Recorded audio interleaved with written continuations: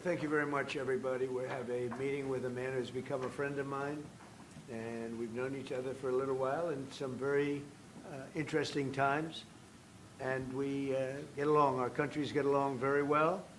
We have a great affinity for each other, and the Chancellor has been very well received in Germany. He's a very successful man, became the Chancellor of Germany, which is a big deal.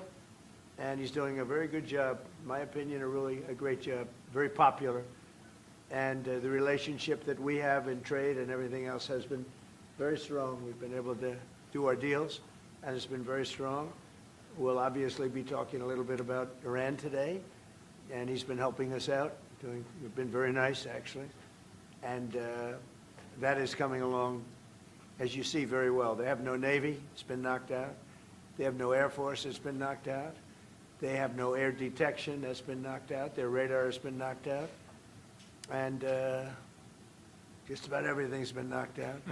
So we'll see how we do. But we're doing very well. We have a great military, and they're doing a fantastic job. So we'll be talking about that. And we're talking about some very big trade deals. And those, I know, will work out, too. So I just want to say it's a great honor to have you at the Oval Office. The beautiful Oval Office, beautiful White House. It's a special place, even from your standpoint. And you have some very special places, too. And I look forward to being with you. Thank you very much. Thank you. Thank you, Mr. President, for having me here in this Oval Office for the third time now. Yeah. Really happy to have the opportunity to speak with you in these challenging times.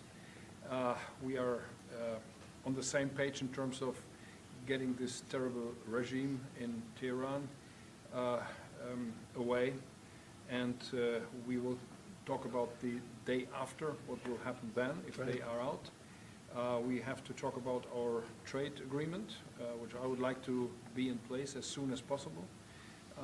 And we have to talk about Ukraine. There are too many bad guys in this world, actually, and this is an issue we have to talk about because we all want to see this war coming to an end as soon as possible, but Ukraine has to preserve its territory and their security interests, and, well, we will talk about that. We will Looking indeed. forward to that. Well, thank you for being here. Thank you That's some for your interesting. hospitality. Thank you for letting me spending the night in your guest house. That's It's a right. very, very Good. comfortable place. Hope you liked it, right? Absolutely, yeah, great place. And a famous place. That's yeah. good, very So famous. many former presidents That's there. right. Yeah. Very famous place. Any questions, please? Mr. President, did Israel force your hand to launch these strikes against Iran? Did Netanyahu pull the United States into this war? No, I might have forced their hand. You see, we were having negotiations with these lunatics, and it was my opinion that they were going to attack first. They were going to attack. If we didn't do it, they were going to attack first. I felt strongly about that. And we have great negotiators, great people, people that do this very successfully and have done it all their lives very successful. And based on the way the negotiation was going, I think they were going to attack first. And I didn't want that to happen. So if anything, I might have forced Israel's hand. But Israel was ready, and we were ready, and we've had a very, very powerful impact because virtually everything they have has been knocked out now. Their missile count is going way down. Amazingly, they're hitting countries that were, you know, let's call them neutral, right? They lived together for a long time. I think they were surprised. I was surprised. I think and now those countries are all fighting against them and fighting strongly against them. Someday they'll write a story and they'll say why they did that, but they hit countries that had nothing to do with what's going on. They were sort of leaving everything alone. All of a sudden they had missiles shot in, which shows you the level of evil that we're dealing with. They'll hit people that were actually at least somewhat friendly, and they had no problems with it. Also hitting only civilian places, hotels and apartment buildings, and we're hitting them where it is much more appropriate. We're hitting them very hard. And the big scale hitting goes now. They no longer have air protection. They no longer have any detection facilities at all left. And So they're gonna be in for a lot of hurt. These are bad people. These are people that killed, I guess it's 35,000, it's coming out, 35,000 over the last 3 weeks, protesters, 35,000 violently killed. So these are bad people, and the leader of the pack is gone. And as you know, 49 people were taken out in the first hit, and I guess there was another hit today on the new leadership, and it looks like that was pretty substantial also. So they're getting hit very hard, and we'll see what happens. A lot of people are coming forward.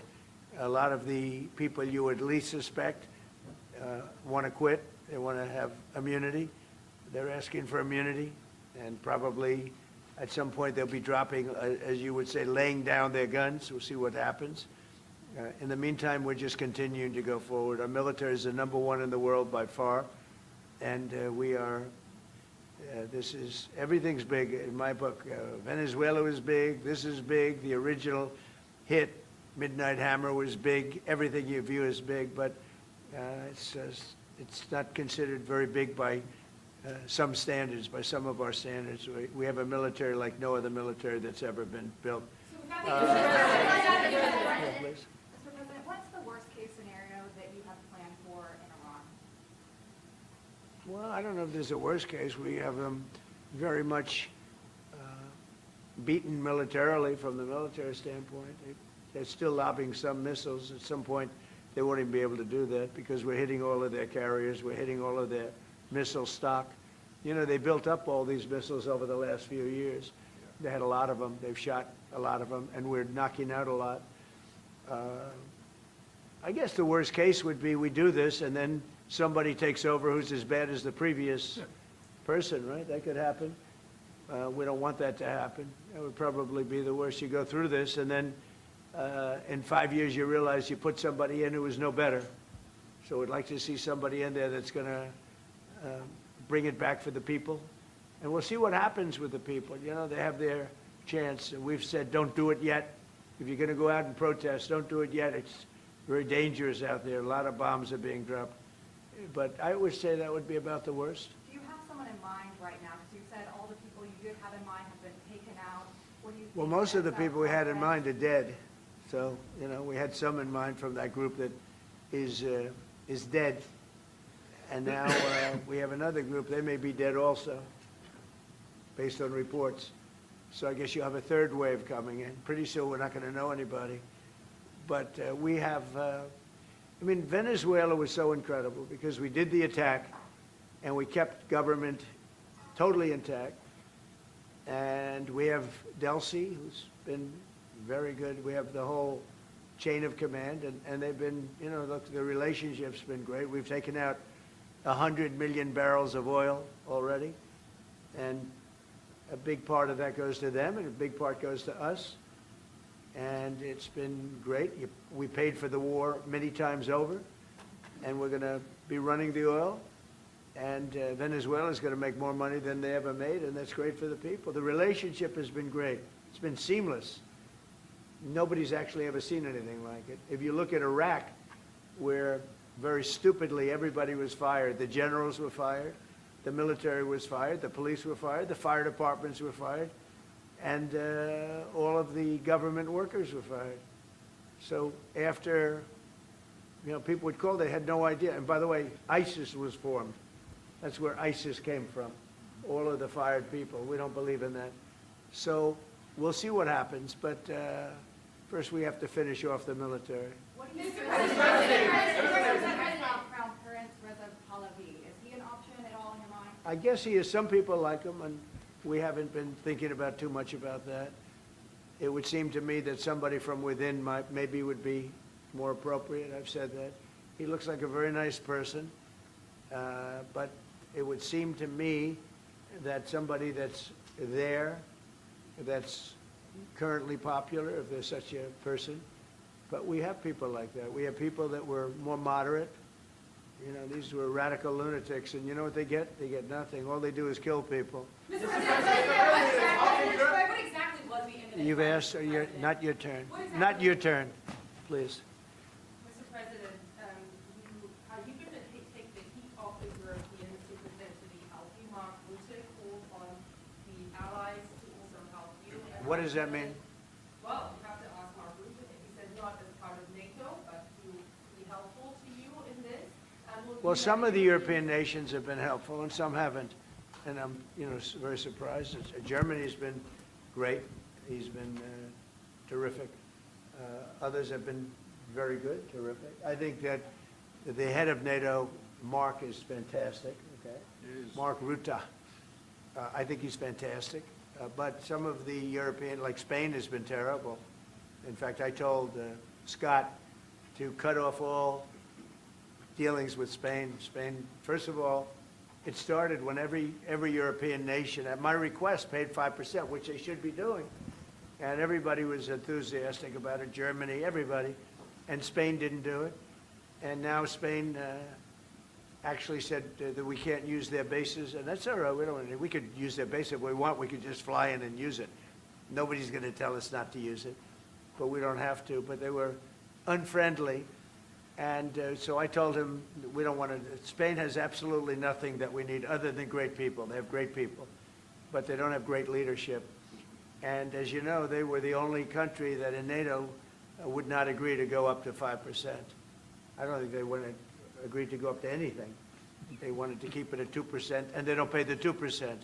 So we're going to cut off all trade with Spain. We don't want anything to do with Spain. What is the expectation towards? And I'm not, by the way, I'm not happy with the UK either. That island that you read about, the lease, okay, he made it, for whatever reason, he made a lease of the island. Somebody came and took it away from him.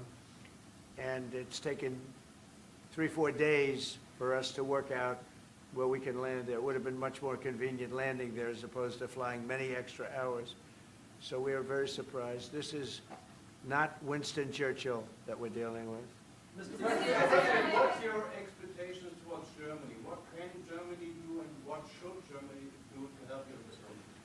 Well, I think they're doing it. I mean, they're letting us land in certain areas, and that's, we appreciate it, and they're just making it comfortable. We're not asking them to put boots on the ground or anything. I mean, we're just, they're a respected country. I have a very good relationship with the country. We have, in particular now, with this leader, with this new leader. I think he's an excellent leader. I had my differences with Angela. I said, you're hurting your country with immigration, and you're hurting your country with energy. And we have a man sitting on my right that is, I think, pretty much the opposite of her on energy and the opposite on immigration. And I think he's doing very well. Mr. President,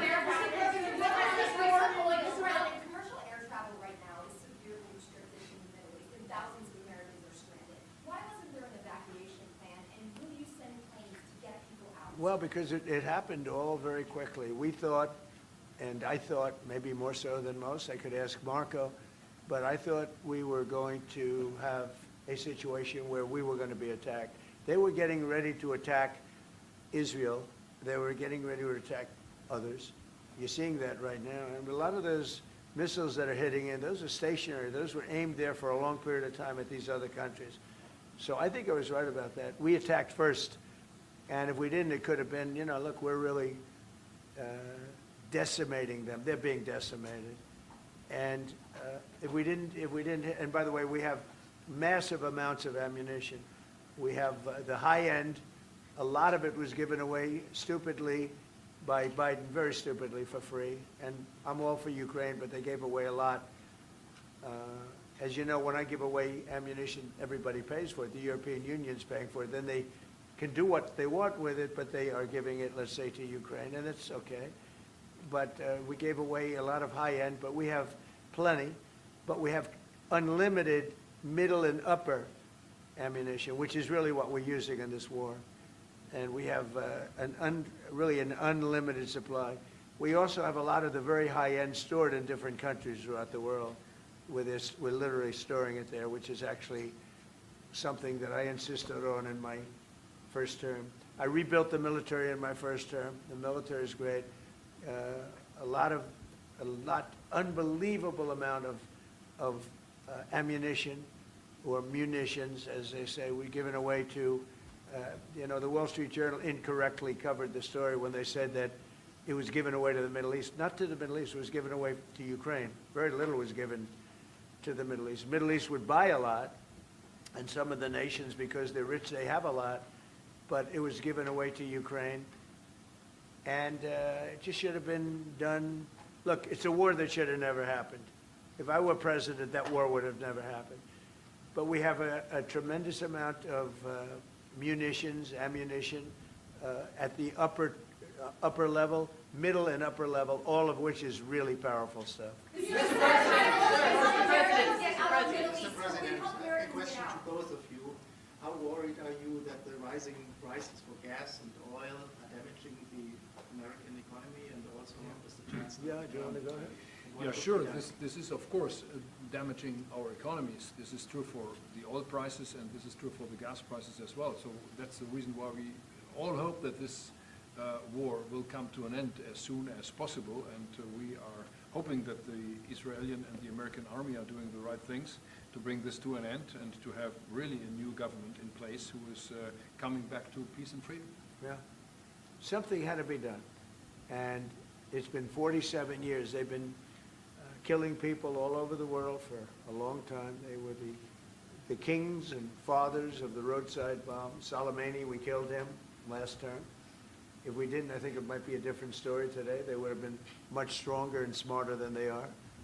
But they did the roadside bombs. 95% of the people lost their legs, arms, had their face wiped out, just wiped out. I've seen some young people that it's so sad to watch. And that was almost all, 95% comes from Iran and with Soleimani. Soleimani loved his favorite weapon. He loved the roadside bomb. And when you see people walking around with no legs and no arms and a face that's been blown to hell, these people, what they have to go and the way they have to live, this is Iran. When you look at the barracks, the famous barracks, when you look at the hostages, when you look at a lot of hostages, when you look at all of the problems, they were really a purveyor of terror all over the world for many, many years. And it's something that had to be done, something. And I believe that if we didn't, because I see where Congress, you know, if I didn't do this, guys like Schumer, who are losers, the Democrats, they're losers. That's why they're not here. Guys like Schumer would say, well, you should have done this. In other words, if I did it, it's no good. If I didn't do it, they would have said the opposite, that you should have done this. But most people feel, I'll tell you what, I have never had more compliments on something I did. People felt it's something that had to be done. So if we have a little high oil prices for a little while, but as soon as this ends, those prices are going to drop, I believe, lower than even before. Go ahead, please. Mr. President. Yes. How do you want to solve the conflict on tariffs between the EU and the US? Between who? The conflict on tariffs between the EU and US. How do you want to solve And U.S. and who? EU, European Union. Oh. How do you want to Well, we That should also go we won on tariffs, actually. Somebody said you actually won the case. We won on tariffs. We had a decision that was wrong. It was a very bad decision from certain standpoints. From other standpoints, a very powerful decision because it reaffirmed all the fact that we have all these various forms of tariffs that we felt right, but it totally reaffirmed it. It said you can use all of these tariffs. So we have all these vast menus of tariffs. And tariffs have made our country very rich. We have to charge tariffs to nations who play with their money. You know, they move their money up and down like a yo-yo. We have to take care of nations that have been good to us and fair to us, and we're going to take care of them. Other nations, they haven't, and we haven't let them take advantage of us. But the whole thing with tariffs is we had a decision that, like, as an example, we have a license situation, and the license is something that allows us to immediately stop all business with, nobody even knew we had this power, but we do now because of the decision. We have the right to stop all business having to do with a certain country. If a certain country is not treating us well, the president, without going to Congress, has the right to stop. Sort of interesting. I have the right to stop, but under that one law, I didn't have the right to charge them. So I have the right to license them, but I don't have the right to charge, which is frankly ridiculous. But the right was given to us by the Supreme Court. And we have the right, as an example, we talked about Spain. I could tomorrow stop, or today, even better, stop everything having to do with Spain. All business having to do with Spain. I have the right to stop it. Embargoes, do anything I want with it. And we may do that with Spain. What do you think? Well, sir, I think we're going to talk about it with you. I know that you have strong power. The Supreme Court clarified. We know you can use it, and if you need to use it to assure national and economic security, we'll do it. Scott, do you have an opinion? Sir, I agree. The Supreme Court reaffirmed your ability to implement an embargo, and as we've talked, from your first term, the Section 301s and the 232s have withheld more than 4,000 lawsuits, and USTR and Commerce are going to begin investigations, and we'll move forward with those. And we've instituted a 15% tariff on everybody, as you know, and just used, I'll tell you, we had a couple of paragraphs written in that opinion that were really incredible. Justice Kavanaugh wrote a fantastic dissent, but in his dissent, he said what we should do, and we knew that too. We just wanted to simplify it, and for some reason, I think, very, very foolishly, the courts decided no, but they said you can do it many other ways, and that's what we're doing. And what we've done is we've gone to a very simple, straight 15% tariff. We've taken in hundreds of billions of dollars in our country because of tariffs. So we've taken in all of this money, hundreds of billions of dollars, and honestly, it's made us very rich as a country. Right? So it's been doing good. When will you have the full plan implemented? We have a 5-month period, up to 5 months, where we can go at 15%. And while we're doing that, as you know, we're doing the various studies and things, and we'll be coming out with different tariffs on different countries. Do you want to talk about that first? Yes, sir. By the time the 5-month period has elapsed, we'll have completed investigations under Section 301, which Secretary Besson talked about. We know there are countries out there with deals who are very interested in keeping the deals. We need to go through and investigate all these unfair trading practices, the kinds of things you talked about, and make sure that we're protecting U.S. economic security. We know there are countries How are we going to treat Germany? Well, I think you should hit them very, very hard. you knew he was right there when he said that, Mr. President. They have expressed an interest. Germany's been quite constructive in wanting to move forward and be helpful. The rest of you will talk to them as well. But obviously I will say every single country wants to make the deal they already have. In other words, a deal that we have using the other authority, they want to make the same deal. And we'd like to see, actually, we're going to adjust it somewhat upward, actually, but they all want to stay in the deal, and so we'll probably be able to do that pretty easily. Mr. President, for Ukraine, after all, Iran won't be able to deliver drones to Russia anymore. So what does this more mean to Ukraine? And having Chancellor Merz sitting next to you, who would you call if you want to talk to Europe? And Chancellor Merz, you've just been in China. The president. Who are you? What country are you from? I'm from Germany. Okay, I thought so. I could see. So, Mr. Chancellor, you have been in China, and the president. She likes you. In China soon. I don't know.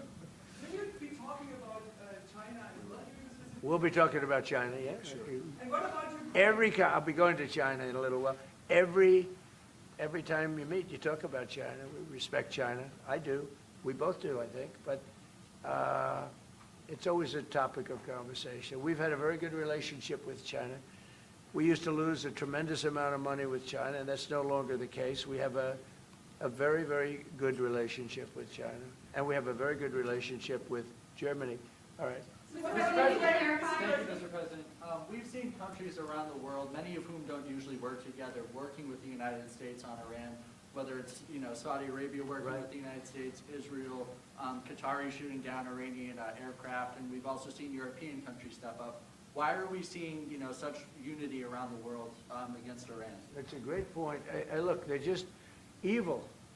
They're, it's not the politics, it's their whole philosophy, it's their whole, where they come from. It's terrible. Where they killed 35,000, I thought it was 32, now it turns out it's much more than 35,000 people. And in some cases using machine guns with people that have no weapon. They have no weapon, and they're being machine gunned, they're being sniped from buildings, they're hitting the people with snipers right through the eyes. It's just a very evil ideology.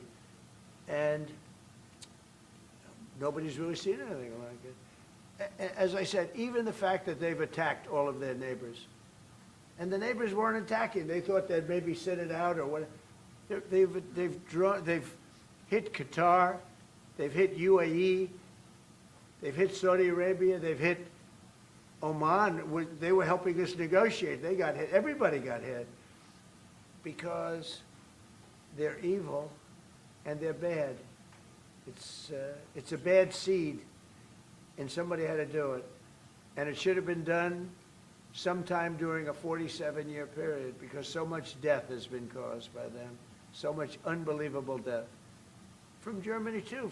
Germany's been hit. Everybody's been hit by them. It's an evil ideology, and I've never been, look, I've done a lot of good things. So many people are saying, thank you, thank you, thank you. You see it in the streets of Los Angeles. They have thousands of people. I saw it the other day, pictures of Donald Trump. And I'm looking, I'm on the phone, probably talking to you. And I'm looking, and I see my picture. I say, oh no, it's another, protest. I see and then I started saying, boy, they were very friendly people. And then I saw a woman hugging the picture of me. I said, what's going on? And it turned out to be, these are Iranian people that live in the United States. So many. Thousands and thousands. You saw the rallies. And in New York, too, they had a big rally by pictures all over the place. The fact is that people are happy what we did. And you could never, and I've always said it, you could never have had true peace in the Middle East if Iran was allowed to go, even beyond the nuclear. If Iran was allowed to have look at all the missiles they built. A lot have been now taken out by us, and a lot have been expended. But they have thousands of missiles in a fairly short period of time. And I'll go, two things. The attack that we did, known as Midnight Hammer, had we not done that, Iran would have had a very powerful nuclear weapon within 1 month. We did it. It was great timing, but, and you've been able to see that too. The other thing was Barack Hussein Obama made maybe the worst deal I've ever seen, because he gave all power in the Middle East to Iran. He went the exact opposite way, and I terminated that. If I didn't terminate that deal, they would be sitting with a massive nuclear weapon 3 years ago, which would have been used already on Israel at least, and other countries also. And we wouldn't be talking about it right now. But if I didn't terminate the deal that Obama made, giving them everything, including plane loads of cash. Do you remember the airplane flew over there? It was a Boeing 757. There was two of them, loaded. They took out all the seats. It was loaded with green cash. So much cash that it was in Virginia, Maryland, and Washington, D.C. They got all the cash from all the banks. They put it, and they flew it to Iran. I never knew a president had that power. I'm going to maybe try it sometime if it's okay. I think I'm going to do it. I'll fly it somewhere. Nobody's ever seen anything like it. 2 planes loaded from floor to ceiling, big planes, Boeing 757s, taken over there and given cash. In addition to that, he was giving them billions of dollars. But worse, he was giving them the right to have the path to a nuclear weapon. And that deal expired. A lot of people said, oh, you terminated it. Well, it was going to be terminated anyway because it expired. It gave them the right to have top-of-the-line nuclear weapon. If they had, because they're crazy, just like the people on my right during the State of the Union. I looked at them, I said, you're crazy? These people are crazy. And if they had a nuclear weapon, they would have used it. All right, how about 1 or 2 more? Mr. President. Go ahead, please. Chancellor Merz, you just heard that the president is thinking about punishing Spain. What are your thoughts spontaneously on The answer on that is quite simple. We are trying to convince Spain to catch up with the 3% or 3.5%, which we agreed on in NATO. And as the President said, it's correct. Spain is the only one who is not willing to accept that.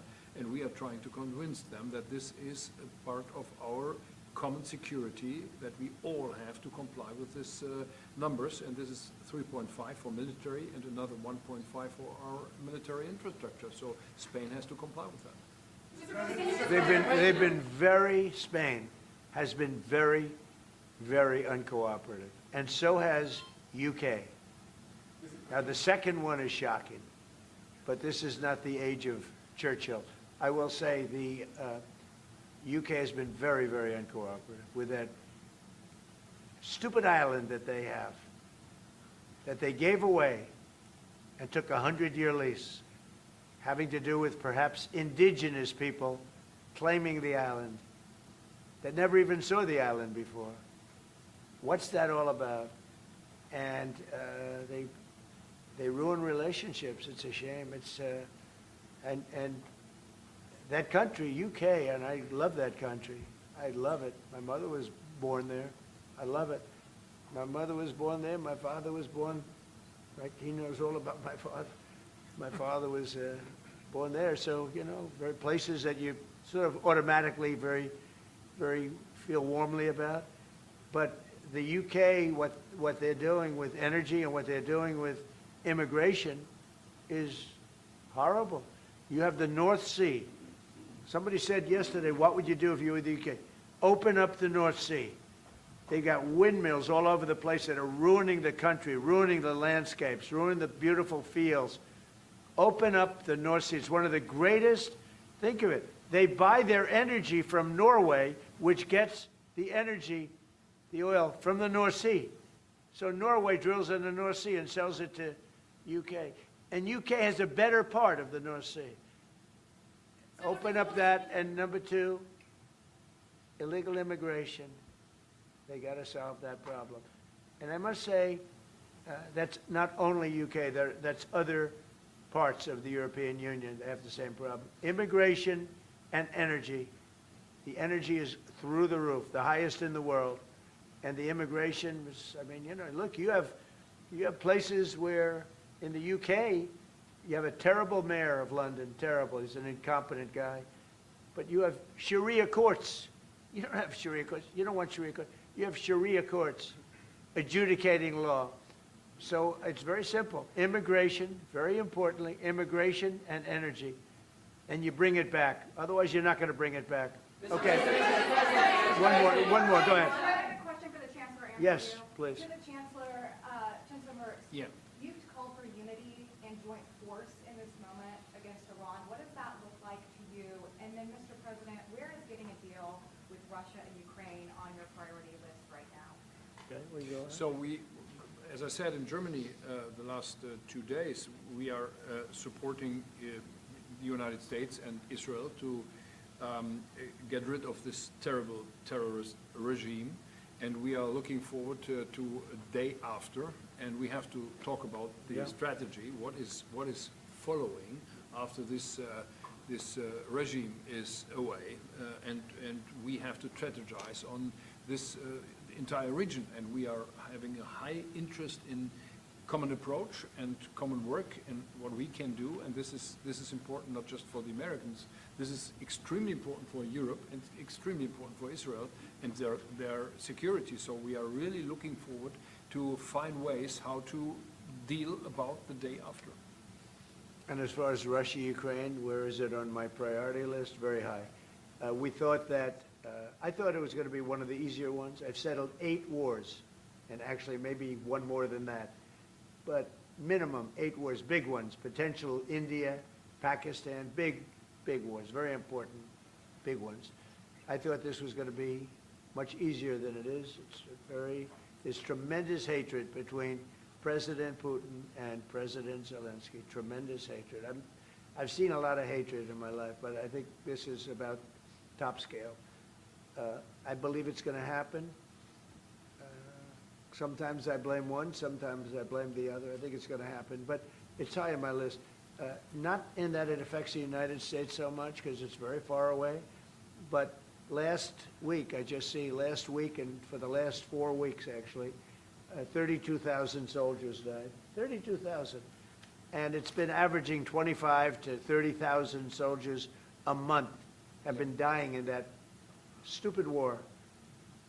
And I'd love to see it ended. It's the worst that there has been since World War II. If you can't get a deal, what will that mean for you? All you can do is do your best, you know. It takes two to tango, and they have to get along. They have to be able to talk to each other. They hate each other a lot. That has an impact, you know. It really has an impact. It's bad for both. The saddest is that if the election weren't rigged, my election, that war would have never taken place. And you know what else wouldn't have taken place? Allowing 25 million people to pour through an open border, that wouldn't have taken place. A lot of things would have been different. But we're doing very well, and I think a big factor in this world and future factor is what we're doing right now with Iran. If we don't stop them, or if we didn't stop them, or if we didn't start, they've been decimated. But if we didn't do what we're doing right now, you would have had a nuclear war, and they would have taken out many countries, because you know what? They're sick people. They're mentally ill, sick people. They're angry, they're crazy, they're sick. Thank you very much. Thank you very much, everyone. Thank you, Press. Thank you, Press. Thank you. Thank you, guys. Keep moving. Thank you. We got it. Thank you. This way. Thank you, Press. Keep moving. Thank you. Thanks, guys. Thank you, guys. Keep moving.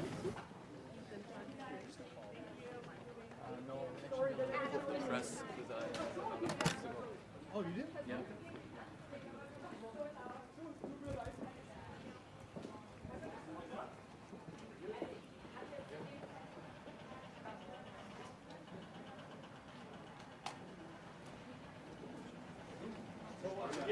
My legs went.